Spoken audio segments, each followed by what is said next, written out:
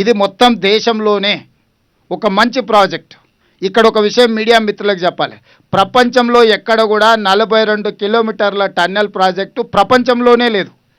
ఈ ప్రాజెక్టు పూర్తి చేస్తే ప్రపంచంలోనే అతి పొడవైన టన్నెల్ అనేది మనకే కీర్తి దక్కడమే కాకుండా అనా పైసా ఖర్చు లేకుండా నీళ్లు అవలీలగా నల్గొండ జిల్లాకు 30 టీఎంసీలు 3 లక్షల ఎకరాలకు నీళ్లు తీసుకుపోవడానికి ₹1 ఖర్చు లేకుండా గ్రావిటీతోటి ఈరోజు అదే భూమికి నీళ్ళు ఇవ్వాలంటే ఏఎంఆర్పి లిఫ్టులతో వాడితే సంవత్సరానికి 500 కోట్ల రూపాయలు ఈరోజు విద్యుత్ ఖర్చులు అవుతున్నాయి. ఈ 10 ఏళ్లలో 5,000 కోట్ల రూపాయలు విద్యుత్తు ఖర్చు పెట్టింది, కానీ 2,000 కోట్ల రూపాయలు ఖర్చు పెడితే ప్రాజెక్టు పూర్తయి ఉండేది.